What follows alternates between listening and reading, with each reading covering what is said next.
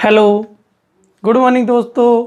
मैं आपका दोस्त जुगल किशोर स्वामी आपके बीच में उपस्थित हूँ। आज हम इस वीडियो के अंदर 16.2 एक्सरसाइज करेंगे और उसमें कुछ क्वेश्चन हम पहले कर चुके हैं। तो दोस्तों, आप इस वीडियो को शेयर करना और इस चैनल को सब्सक्राइब करना। तो अभी अपना जो काम है वो स्टार्ट करें 16.2 का। 16.2 में हमने क्या किया था कि 3 क्वेश्चन है वो पढ़ लिए थे। अब देखो, 2 लंबवतीय बेलनों की त्रिज्याएं दे रखी हैं 2:3, यानी R1 और R2 का रेशियो दे रखा है 2:3।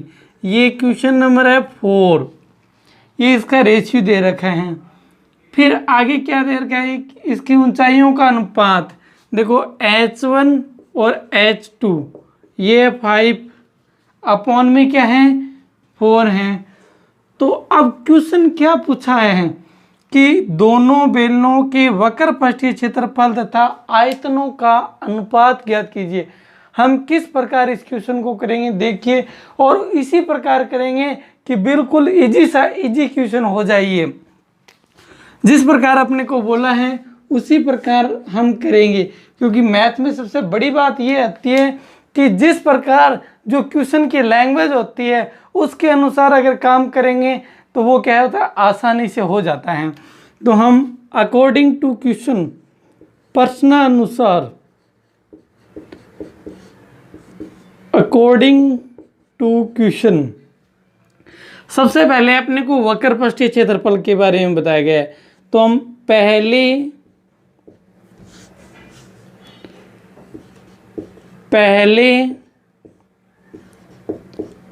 बेलन का वक्र पृष्ठीय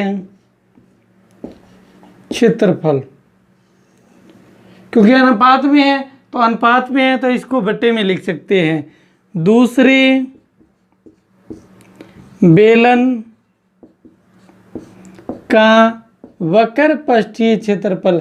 अब अपने को पता है कि बेलन का वक्र पृष्ठीय क्षेत्रफल क्या होता है, 2πr1h1 और 2πr2h2। क्यों? क्योंकि 2πrh है, 2 बेलन है तो इसकी त्रिज्या क्या मान रखी है हमने R1 और इसकी ऊंचाई क्या मान रखी है H1। तो यहाँ पर R1 और H1, यहाँ क्या गया R2 और H2। यहाँ से देखो 2π से 2π कैंसिल हो गया। R1 और R2 की वैल्यू यहाँ पे कितनी है, 2/3 है। और H1 और H2 की वैल्यू कितनी है, 5/4 है। यहाँ से जो कटता है उसको काट देते हैं, 2 के पहाड़े से इसको काटेंगे तो ये आ जाएगा 2। यहाँ तो आ गया 5 × 1 क्या आ गया, 5 आ गया। बट्टे में 3 × 2 कितना आ गया, 6 आ गया। और ये क्या आ गया, बराबर का चिन्ह।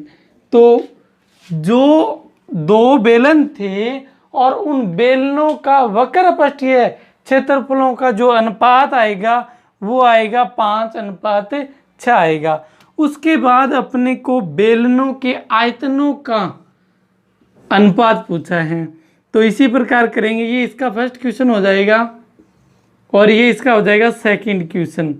पहले बेलन या प्रथम बेलन का आयतन, आयतन क्या होता है दोस्तों, πr1² H1। दूसरे बेलन का आयतन, यहाँ बेलन है, दूसरे बेलन का आयतन, यह क्या जाएगा πr2² H2। यहाँ पाई से पाई कैंसिल हो गया, यहाँ भी स्क्वायर है यहाँ भी स्क्वायर है, तो ये लिख देते हैं R1/R2 की होल स्क्वायर इंटू क्या आ गया, H1 क्या आ गया, H2 आ गया। R1 और R2 की वैल्यू ये दे रखी है, तो यहाँ लिख देते हैं 2/3 और H1 और H2 की वैल्यू है 5/4 है। अब यहाँ से देखो, ये इसका स्क्वायर करेंगे, यहाँ कर देते हैं, यहाँ इसका हल करते हैं। तो 2 की स्क्वायर कितना हो गया 4 हो गया, अपॉन 3 की स्क्वायर कितना हो गया 9 हो गया, यहाँ इंटू में क्या आ गया 5 अपॉन 4 हो गया, 4 से 4 कैंसिल हो गया, तो इसके जो आयतनों का जो रेशियो यानी अनुपात आएगा वो आएगा 5:9 आएगा। दोस्तों ये अपना क्वेश्चन नंबर 4 था। अगर इसका आप स्क्रीनशॉट लेना चाहो तो ले सकते हो। इसके बाद हम नेक्स्ट क्वेश्चन नंबर 5 पढ़ेंगे। तो क्वेश्चन नंबर 5 में अपने क्या दिया हुआ है कि एक ठोस बेलन का संपूर्ण पृष्ठीय क्षेत्रफल दिया हुआ है और इसका वक्र पृष्ठीय क्षेत्रफल संपूर्ण पृष्ठीय क्षेत्रफल का 1/3 है। तो बेलन का क्या चाहिए अपने को आयतन चाहिए, और आयतन का फॉर्मूला अपने को पता है दोस्तों क्या होता है कि पाई आर की स्क्वायर एच होता है, जबकि अपने को आर और एच दोनों चाहिए और इसमें अपने को आर और एच दोनों ही नहीं दिए हुए हैं। तो हम किस प्रकार हमें हल करेंगे, तो यहाँ से देखिए ये क्वेश्चन नंबर है अपना 5। क्या बोला गया है, सबसे पहले अपने को ये बोला गया है कि एक ठोस बेलन का संपूर्ण पृष्ठीय क्षेत्रफल, देखो ठोस बेलन का संपूर्ण पृष्ठीय क्षेत्रफल ये अपने को दिया हुआ है कितना 462 सेंटीमीटर की स्क्वायर दिया हुआ है। फिर अपने को ये बोला गया है कि इसके वक्र पृष्ठीय क्षेत्रफल है वो कितना है, देखो वक्र पृष्ठीय क्षेत्रफल है वो संपूर्ण पृष्ठीय क्षेत्रफल के 1/3 है। तो यहाँ क्या लिख देते हैं संपूर्ण पृष्ठीय क्षेत्रफल। तो यहाँ से अकॉर्डिंग टू क्वेश्चन या प्रश्नानुसार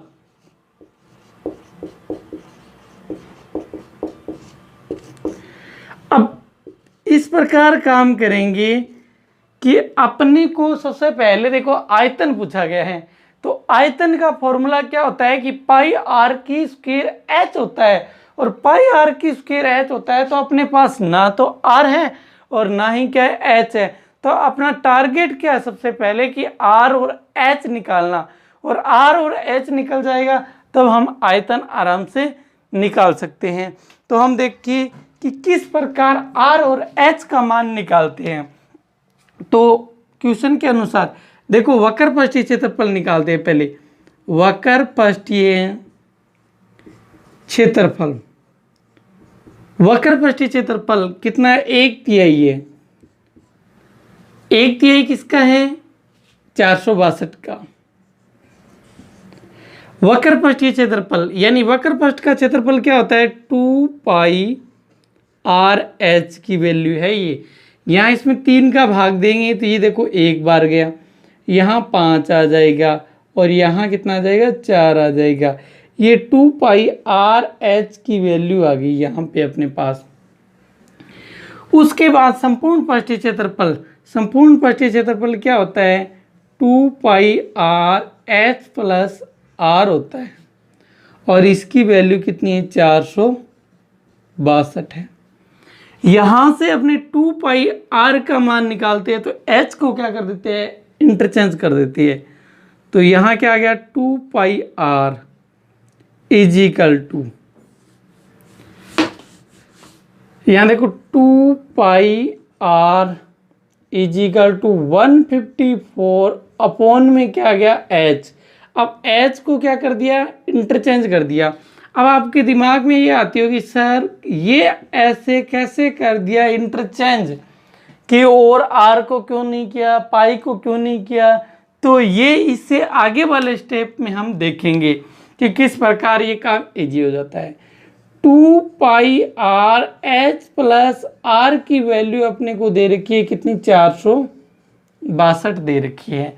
अब यहाँ देखो यहाँ भी 2 पाई आर है और यहाँ भी 2 पाई आर है, तो इस 2 पाई आर की वैल्यू है ये, तो यहाँ 2 पाई आर की वैल्यू पुट कर देंगे तो ये गायब हो जाएगा नहीं हो जाएगा। इसीलिए हमने 2 पाई आर की वैल्यू निकाली है, एच का आगे क्या कर दिया था, इंटरचेंज कर दिया था, इसीलिए किया था हमने इंटरचेंज। अब आपकी बात ये समझ में आ गई होगी। तो ये इक्वेशन क्या आ गई दोस्तों, सेकंड आ गई।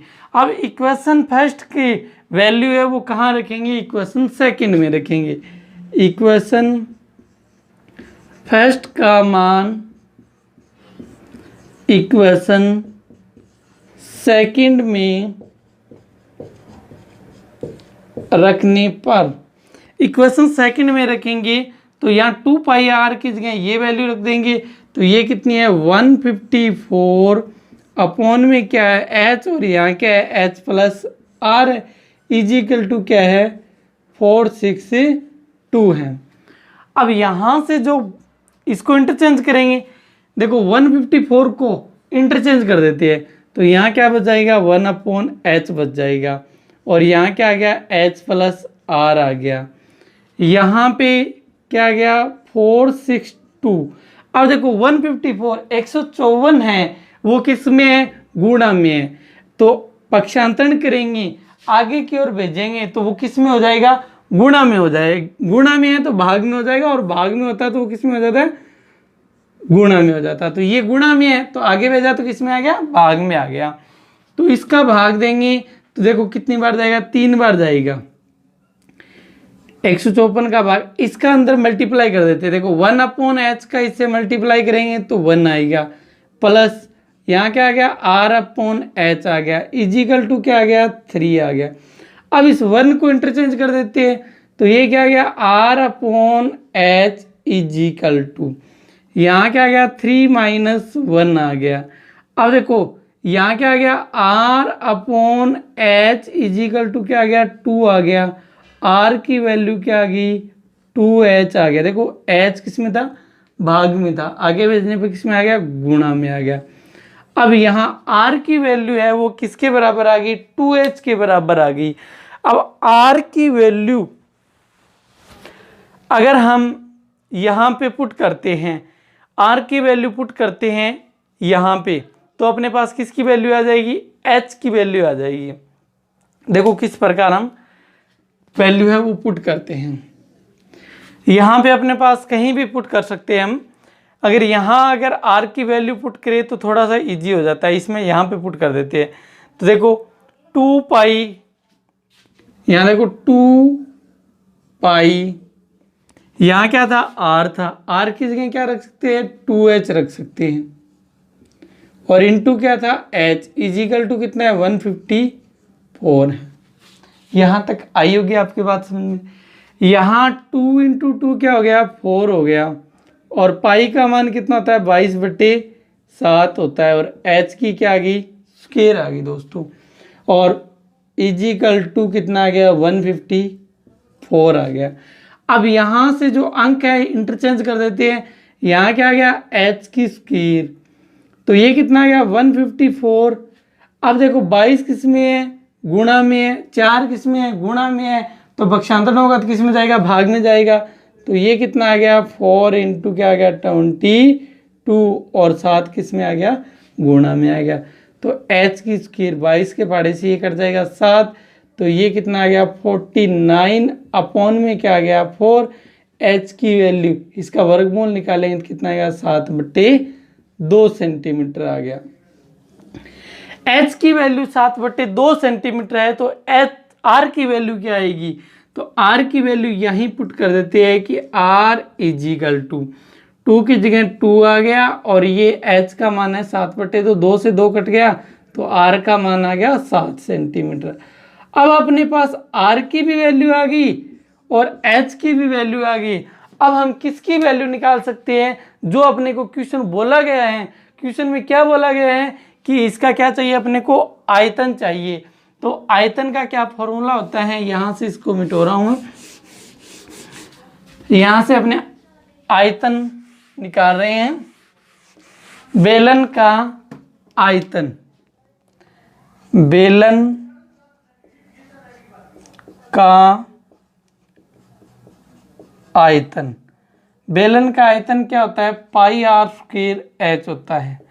पाई का मान कितना है 22/7। आर का मान कितना है 7, 7 इंटू 7। एच का मान कितना है 7/2 है। अब देखो इस 7 से ये 7 कैंसिल, इससे ये कैंसिल, 11 आ गया। तो 11 इंटू ये कितना आ गया, 7 इंटू 7 कितना आ गया 49। अब इसका मल्टीप्लाई 11 का पढ़ा कितनी बार बोलेंगे, 9 बार बोलेंगे तो कितना आ गया 9। हासिल कितनी आ गई 9 आ गई।